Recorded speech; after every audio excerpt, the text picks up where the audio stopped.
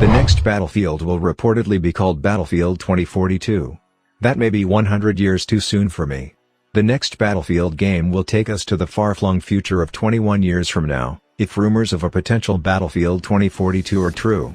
Filling in the middle ground between series debut 1942 and the mech-filled war zones of 2142, the next Battlefield will supposedly take us into the near future when it's announced later this week. This tracks with the many leaks we've seen of the game so far, with footage showing us slightly futuristic gunships and war robots battling across tropical beaches. The name drop comes thanks to a Redditor citing details shared by some random dude who dropped it in the Admin or Tom Henderson Discord server. The leak suggests 2042 will have the biggest maps in Battlefield history, formed of sectors each sized at around the scale of a Battlefield 3 map. These sectors contain multiple points, and cannot be reclaimed once secured. Teams will be able to take one hero-style professional per class, coming with an extra gadget or two to enhance their role. The post suggests a medic with healing darts that can heal from a distance. A revamped attachments system also gives you 2 slots to swap in and out on the fly. The leak also suggests that a beta is incoming later this month, following a private testing session for big content creators and streamers. Of course, we won't have to wait that long to find out if any of this is true. EA plans to reveal its next Battlefield game this Wednesday, June 9th. Personally, I don't think 20 years in the future is nearly far enough. Add another century to that date, DICE, and stop holding back from giving us the Battlefield 2142 successor we deserve. A faster AMD Radeon RX 6900 XT with liquid cooling could launch this month. It appeared that plans for a liquid-cooled RX 6900 XT had been buried, but perhaps such a card is coming after all. A Radeon RX 6900 XT just went up for pre-sale with a surprising cooler configuration. Bearing the Sapphire brand, the GPU doesn't feature any of the hallmarks of the third-party manufacturer. Instead, it looks the part of a reference liquid-cooled design with a compact 120mm radiator. Take a look and you'll see a shroud and cooler that certainly looks the part of AMD's RDNA 2 reference design, which feels like evidence enough of its official AMD origins.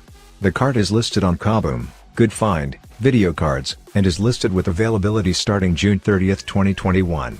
It also further confirms images of such a card previously posted to Chinese forum Chifil. If that date stands to reason, it may be that this retailer has jumped the gun on a wider announcement from AMD for the liquid-cooled RX 6900 XT. It could also be that high demand and low supply will see this card release in select markets only, as the regular reference RX 6900 XT is gold dust today, rarer, probably.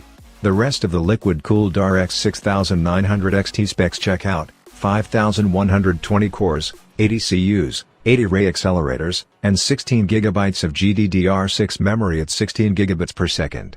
The liquid-cooled model does differ in a couple key areas, however. The GPU boost clock is reportedly 2435 MHz, which is 185 MHz higher than the air-cooled reference card, and the memory is listed at 18 GB per second. The faster core clocks would likely come down to the improved cooling with a liquid-cooled card. Though the card may also feature the Navi 21XTX GPU, a binned variant of the GPU found in the first run of RX 6900 XT graphics cards capable of running a little faster. This isn't entirely new territory for AMD, at least.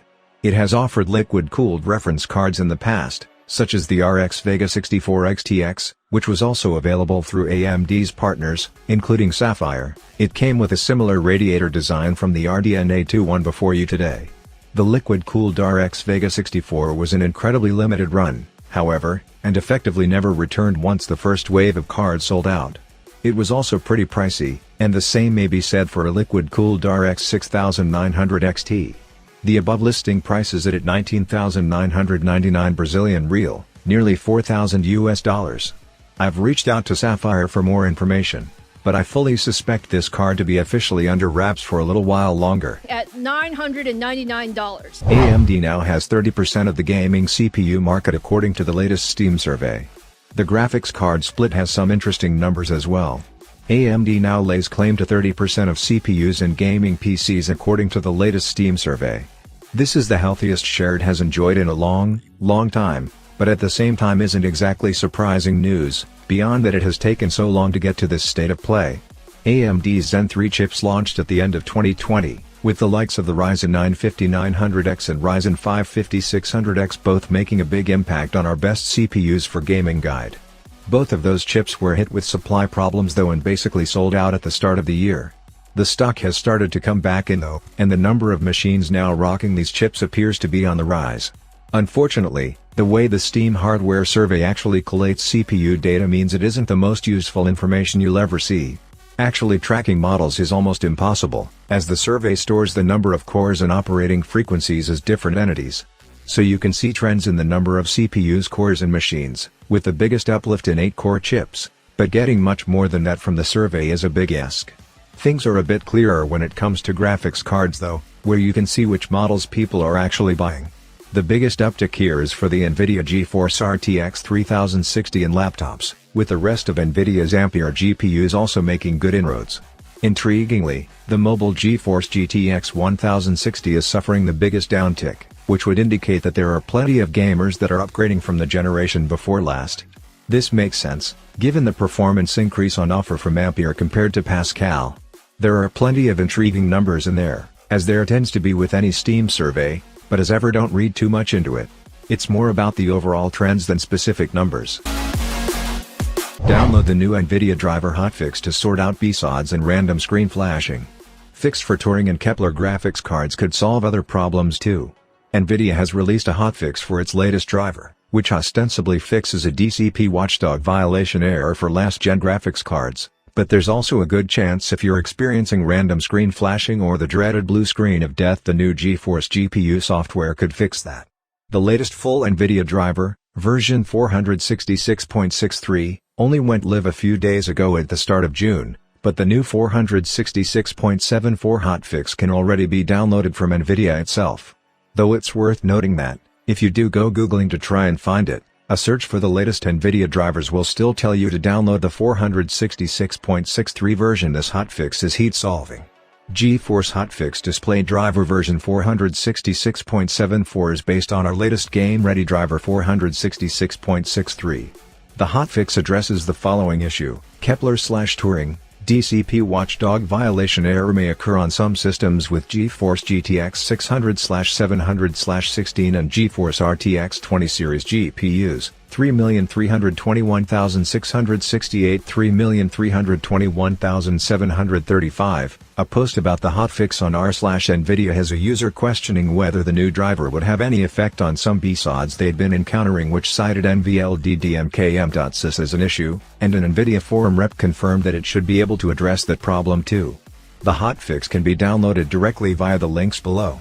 Windows 10 64-bit standard driver, click here. Windows 10 64-bit DCH driver, click here. You can download the correct version of the hotfix driver from these links, but it's worth stating that you should really only be downloading this update if you're experiencing problems with your NVIDIA-based setup. If all is golden with the 466.63 driver, then you might as well stick with it rather than risk a needless update.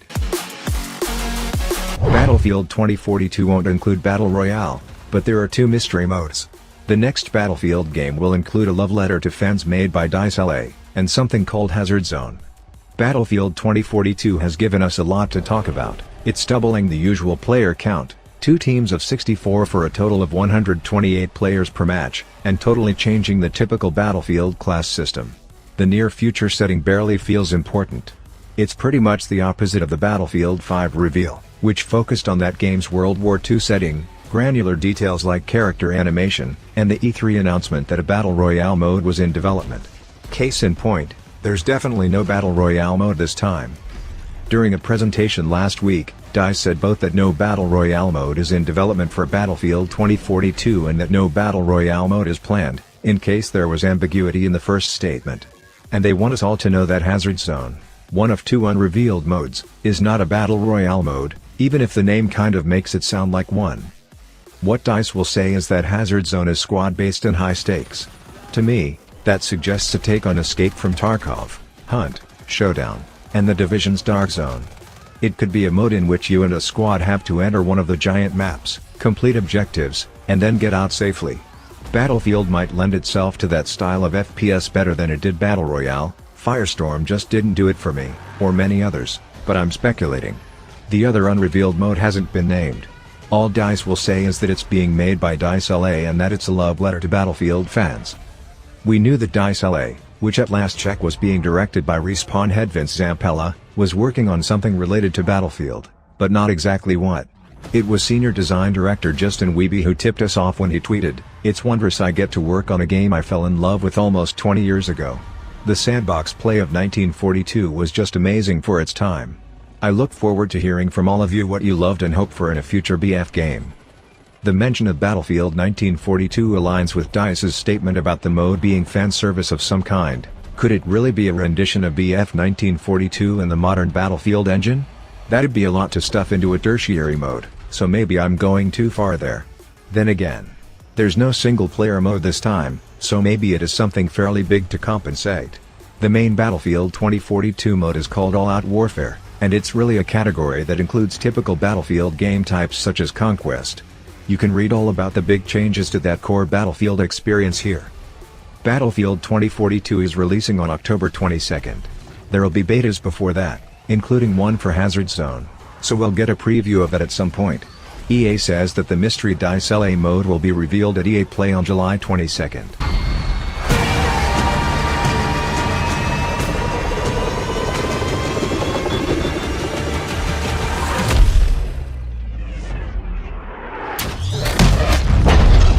Koch Media label will publish Payday 3 and a new Painkiller game. Prime Matter is a premium gaming label with 12 games already signed. Koch Media has founded its 5th publishing label, joining the likes of Deep Silver and Milestone. The new one is called Prime Matter and it's based in Munich, and Koch describes it as a premium gaming label, because of course they're not going to call it a substandard gaming label.